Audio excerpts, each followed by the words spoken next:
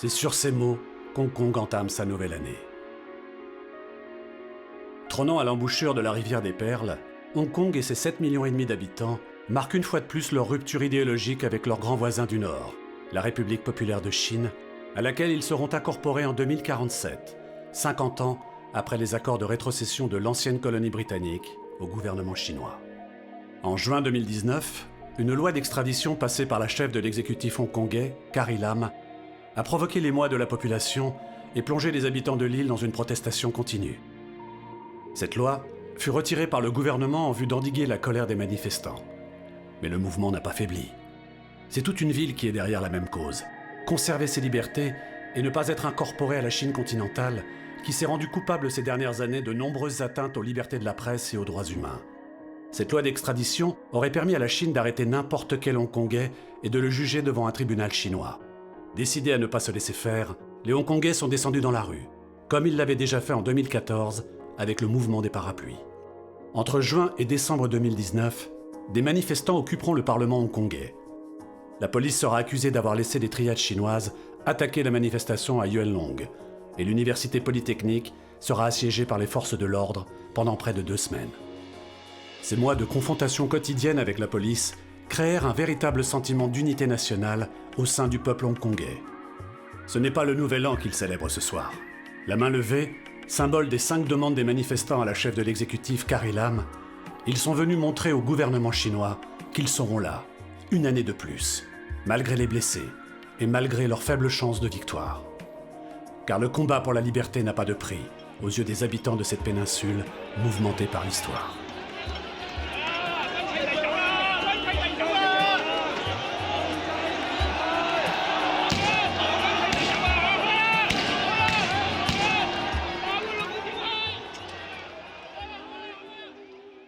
L'histoire de l'actuel Hong Kong commence le 29 août 1842 avec la signature du traité de Nankin mettant fin à la première guerre de l'opium. Par ce traité, l'empire chinois de la dynastie Qing cède l'île de Hong Kong à l'empire britannique. C'est le premier d'une longue liste que les Chinois appellent aujourd'hui encore les traités inégaux, signés sous la menace. C'est grâce à eux que les grandes puissances occidentales, France, Angleterre et États-Unis en tête, agrandiront leur emprise sur la Chine, se partageant des quartiers entiers de Shanghai, Wuhan ou bien Canton. La mise en pièces du territoire chinois par les nouvelles nations industrielles a profondément touché le sentiment de fierté nationale chinois et renié leur droit à leur intégrité territoriale. Pendant plus de 150 ans, les Britanniques ont régné sur le territoire d'Hong Kong, jusqu'aux accords de rétrocession signés avec le gouvernement chinois. La rétrocession de Hong Kong vers la Chine a eu lieu seulement en 1997. Donc l'esprit et culture hongkongais différent que la Chine continentale. La population moitié de Hongkongais aujourd'hui en fait était soit chinois de Chine, soit leurs parents étaient de Chine. Ils ont fui des catastrophes politiques ou bien naturelles depuis 1949. Parmi eux, beaucoup sont de familles, de membres de famille étaient en prison ou bien étaient exécutés. Pratiquement, presque moitié de la population ont vraiment très mauvais souvenirs de famille sur leur expérience en Chine. En 1989, il y a eu à Pékin, à Wuhan, à Shanghai, en Chine partout, il y a eu la manifestation essentiellement des étudiants qui revendiquent la liberté d'expression, la liberté d'association et la réforme politique, c'est-à-dire la démocratisation. Tout le monde sait qu'il y a eu le massacre de Place Tiananmen. Le moment de massacre, j'étais à Pékin. J'ai participé activement à toutes les manifestations d'étudiants. On a tenté d'établir le dialogue entre représentants d'étudiants et représentants du gouvernement échoué. Et puis, était sur la liste de chercher de la police chinoise. Pas le choix, j'ai pris de fuir de Pékin jusqu'à Hong Kong, justement, grâce à démocrates, militants démocratiques hongkongais. Aujourd'hui, on compare le mouvement 89 et la protestation de jeunes hongkongais et la population hongkongaise. C'est très intéressant. L'étudiant chinois à 89 comptait quand même, il protestait, mais quand même il comptait sur le réformateur du Parti communiste. Mais les jeunes hongkongais aujourd'hui ne sont pas comme ça. Ils savaient d'emblée que le dirigeant communiste ne fera pas la concession devant la protestation. Donc ils sont très déterminés. La protestation elle-même devient à la fois un moyen et le but. Un pays, deux systèmes. C'était le contrat qu'ils avaient avec le gouvernement chinois. Un pays, la Chine, Hong Kong comprise, deux systèmes. La Chine continentale dirigée par le Parti communiste chinois et Hong Kong, une région administrative spéciale dirigée par son propre gouvernement. Dans les années 2000, la Chine a vécu un boom économique qui n'a pas d'égal dans l'histoire de l'humanité.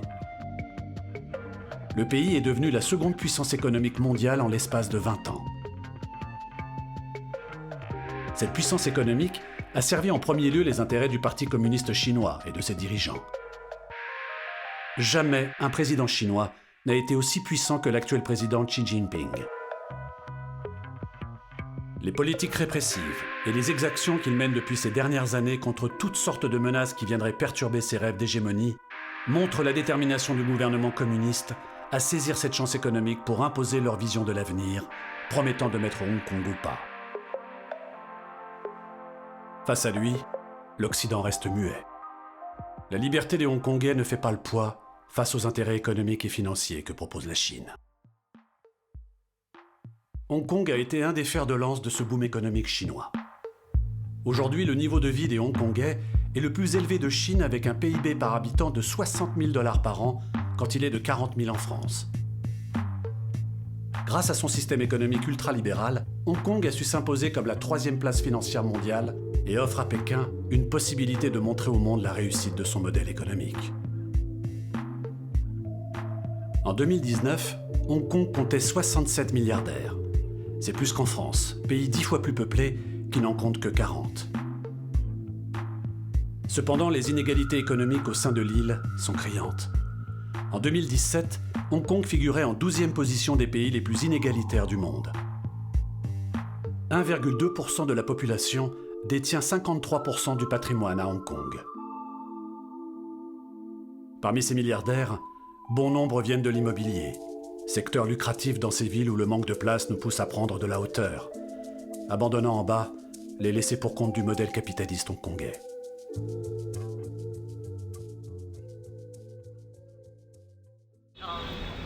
Right now, it's actually used as an icon to support the protesters in Hong Kong. And so nowadays, a lot of people will hang in their back when they go to demonstrate. So in 2019, last year, we witnessed a lot of big changes in Hong Kong, a lot of urgency basically. So we decided that we must do something more. And so I ran for district councillor, and then I will. So now I'm actually a Wan Chai district councillor. The Beijing government will still need Hong Kong as sort of a hub to help its international finance development, and because of that, this government will really carefully monitor the situation of Hong Kong and try not to go too far away from one country to system, not too far away from this model. Malgré les fortes inégalités, les habitants de cette ville, qu'ils soient milliardaires ou infortunés, ont su mettre leurs dissensions de côté. Ils affronteront ensemble leur ennemi commun pour ne pas perdre leur liberté et faire entendre leurs revendications.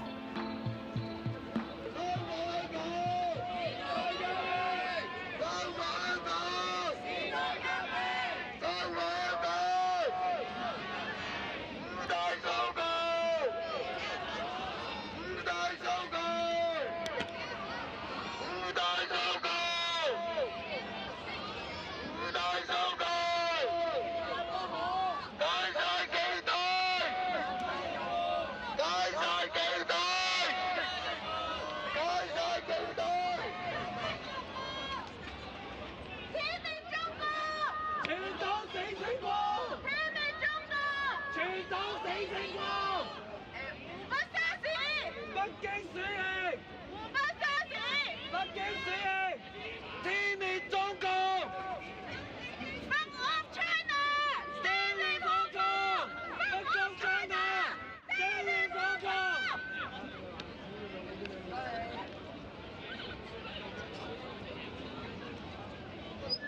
講香港！講香港！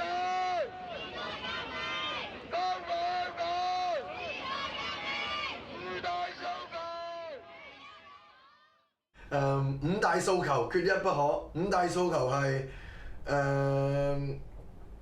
除惡法就係個反送中惡法，然之後撤回暴動定性，然之後釋放我哋嘅示威嘅人士，仲有成立獨立調查委員會調查警察，然之後最後一樣就係嗰個叫做雙普選。Ces 5 demandes sont l'ultime espoir de la population hongkongaise. 5 doigts pour les représenter, un seul dans l'autre main pour signifier qu'il n'y en aura pas une de moins. C'est 5 ou rien. Le chemin fut long depuis le mouvement des parapluies en 2014, mais la détermination du peuple hongkongais n'a fait que se renforcer.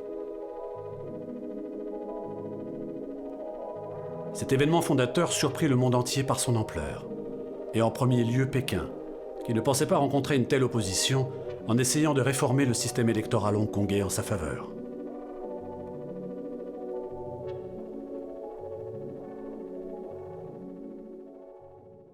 Le mouvement de parapluie, c'était un tournant.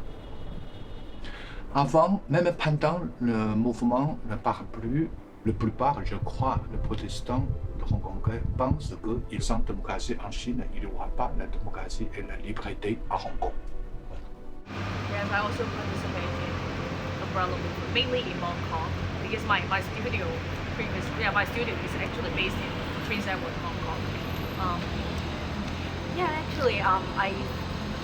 What I have observed is that we have stronger solidarity this time in 2019, this anti-extradition bill movement. And another theory of mine is that nowadays we have even stronger local identity. Because previously, during the umbrella movement, the major slogan was I want the true or real universal suffrage. So the I was at the beginning, but it's also quite ambiguous when you announce I all the time. It's like, who are you? So that's also a way to try to seek yourself. But then nowadays, in 2019, 2020, one of the major slogans is that 5 demands, not 1 less.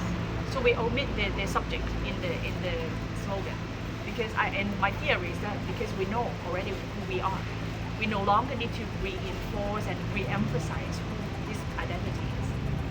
Yeah, I think the 5 years after the umbrella movement has been sort of a very suppressive period for a lot of Hong Kong people. We still feel a lot of the pressure from the Beijing government, but there was no much reaction among the civil society.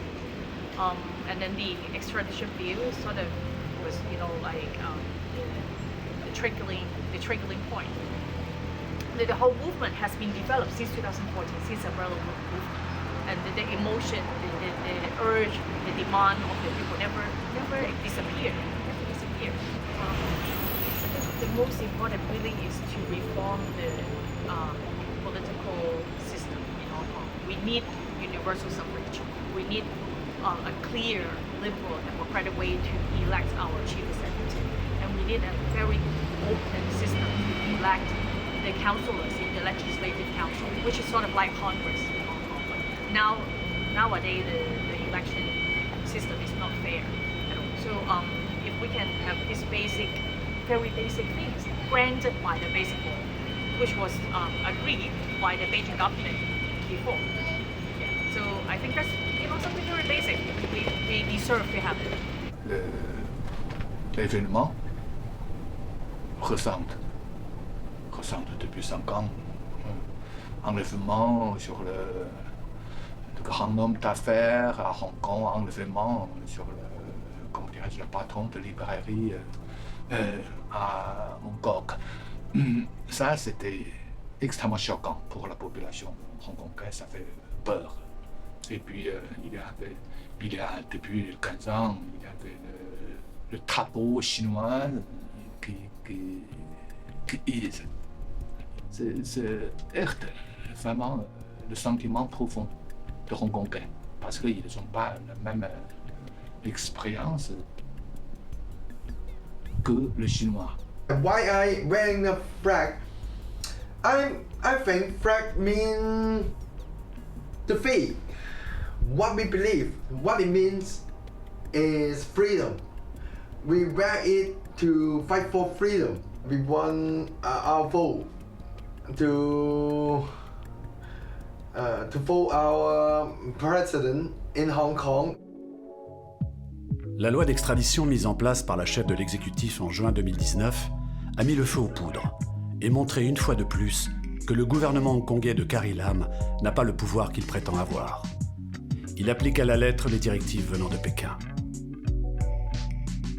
En réaction, les Hongkongais descendirent massivement dans la rue pour marquer leur opposition à ce projet de loi et réclamer plus de démocratie sur l'île. Lassés de ne pas être écoutés par les autorités, des manifestants s'emparèrent du Parlement hongkongais le 1er juillet. Quelque temps plus tard, le 21, les triades chinoises attaqueront les manifestants dans le district de Yuen-Long. Ils seront vêtus de blanc, en opposition aux habits noirs que portent les manifestants. La police, elle, n'est pas intervenue. La population accusa unanimement les autorités hongkongaises, et surtout Pékin, d'être derrière cette attaque. La violence n'a fait que s'amplifier au fil des manifestations. Et dans cette ville paisible d'Asie orientale, on peut vite sentir au détour d'une rue la main de fer de l'impatient voisin chinois. To talk about my feeling of the police, then not the past.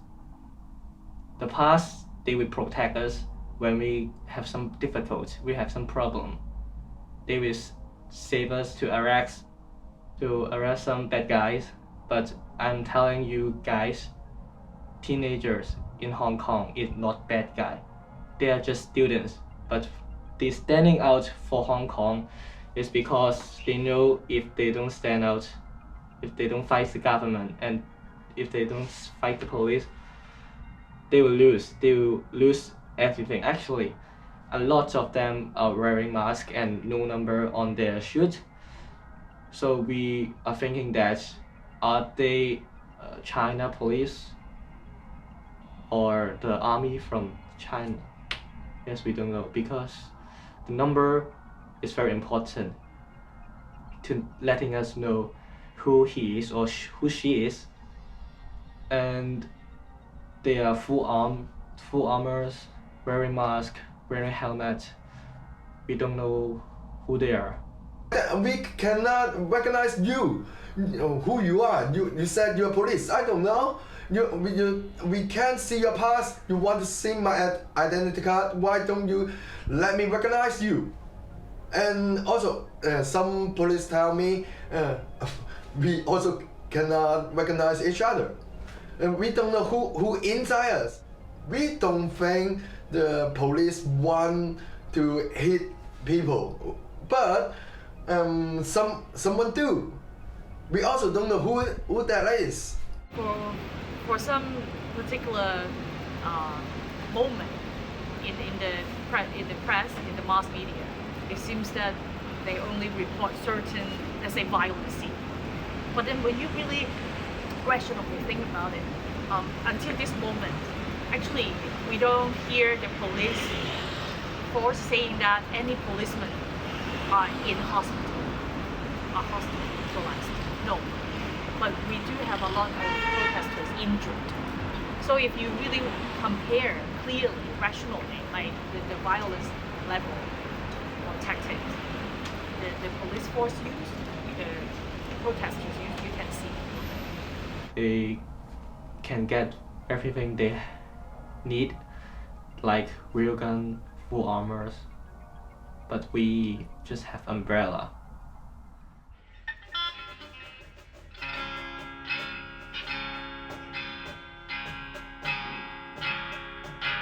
再次泛起心里无数的思念，以往片刻欢笑仍挂在脸上，愿你此刻可会知，是我衷心的说声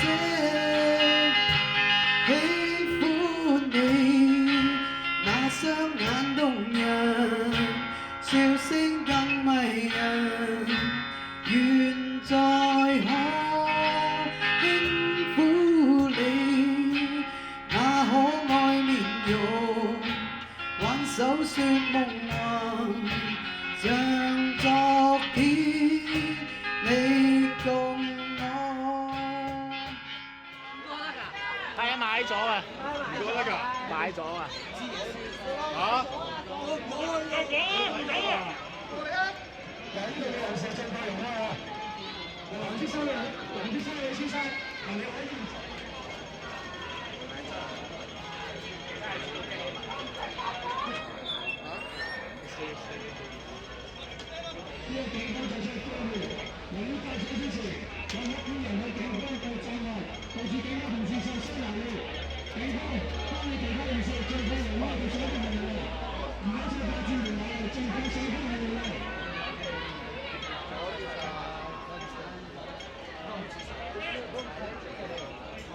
最佳係我哋嘅事。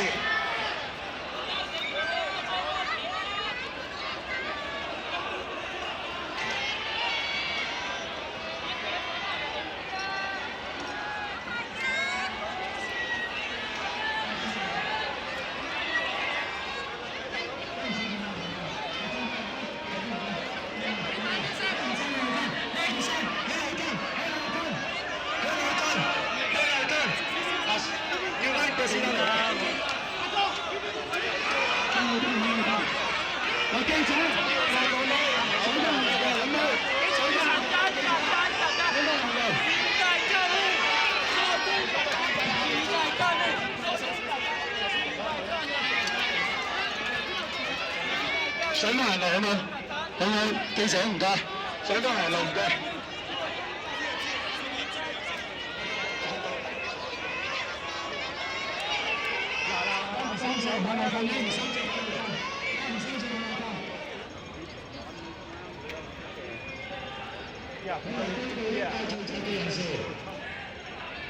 喺彌敦道一帶嘅市民，呢個係警方嘅呼籲。喺大賽之前，大量嘅黑衣人聚集，作出破壞社會安寧嘅行為，襲擊警察，破壞建築物，為咗你自身嘅安全，我哋呼籲你馬上離開，馬上離開。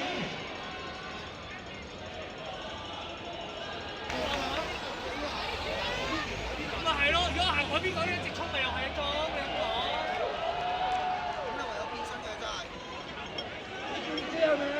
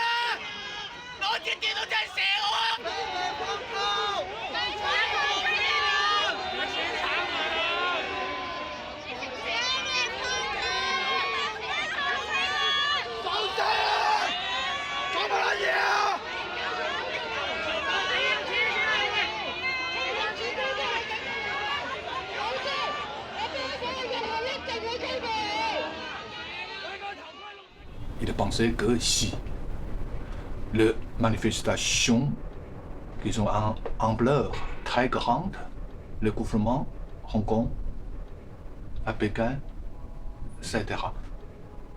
Mais le gouvernement n'est pas cédé, ni Pékin, ni Hong Kong, n'est pas cédé. Depuis, nombreux démocrates hongkongais protestants de Hong Kong qui changent l'esprit.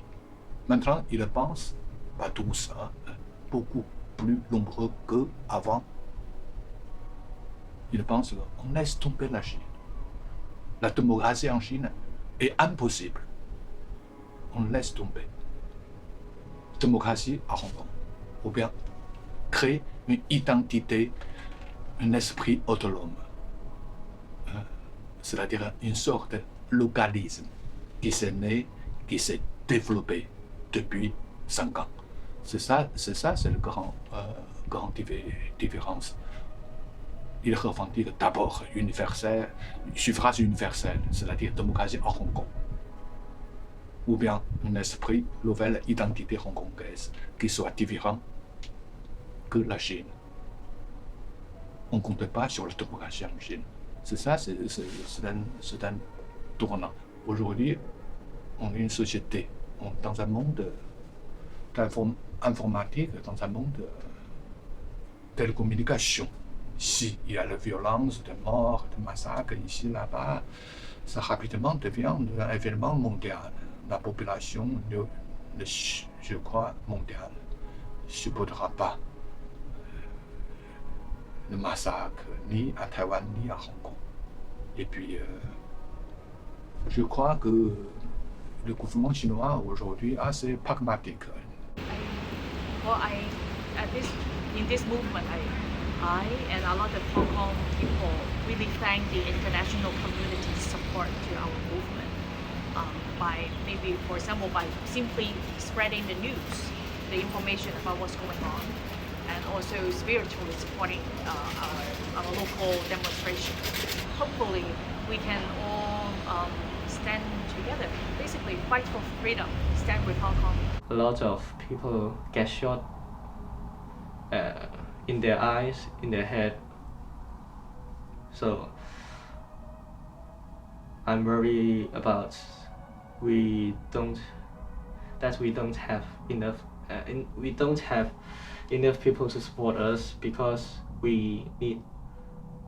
what we need is not just Hong Kongers. We also need different countries to support us, to fight for the freedom, stand with Hong Kong. Yes. I'm afraid that one day China really control Hong Kong, and we will lose the freedom. We can stay at home and we can pretend that we are not caring about this. But as a Hong Konger, I think that standing out to fight the government is my job. That means I have to do this.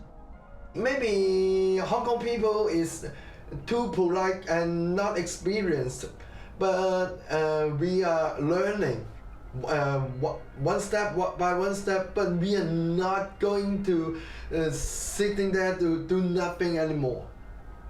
So we are fighting. So we scared, we maybe lost something more, but we still go, we still fight.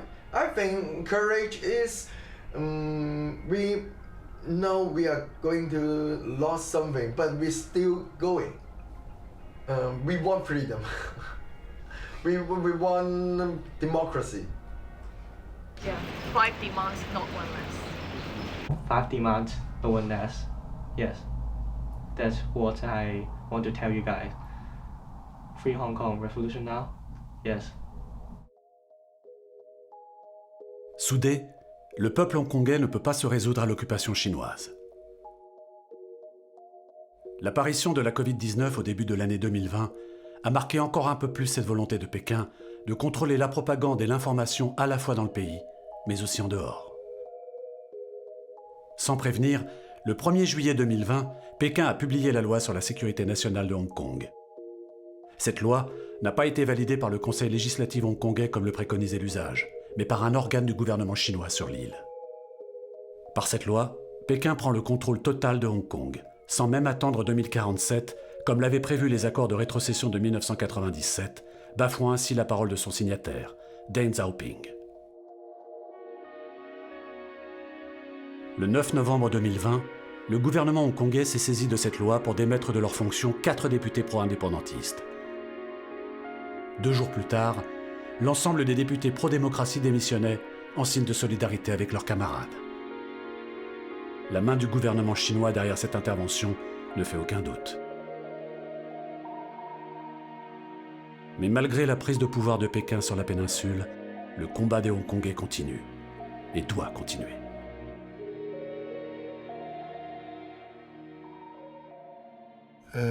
Après la pandémie, j'ai obligé de retourner en France. C'est en France. J'ai reçu l'information sur la loi de sécurité nationale en Chine, à Hong Kong. Un peu comme tout le monde, on était assez étonnés. Il faut reconnaître. Ouais. Pour moi, c'est équivalent à un coup d'État à Hong Kong. Beaucoup de dirigeants chinois, après Deng Xiaoping, aussi pensaient que la Chine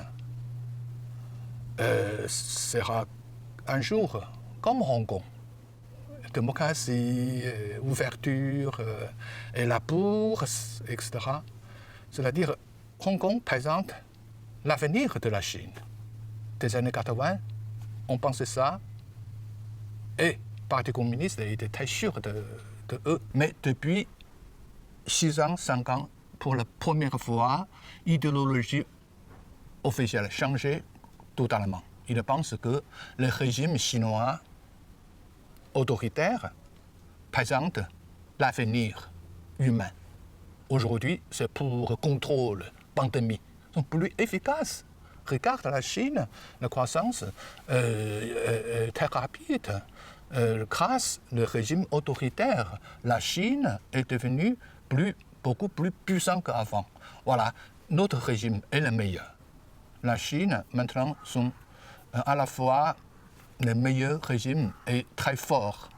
C'est le moment de récupérer Hong Kong. Mais le gouvernement chinois qui fait la loi, qui pratiquement, c'est que le commencement. C'est vraiment le commencement de la fin de Hong Kong.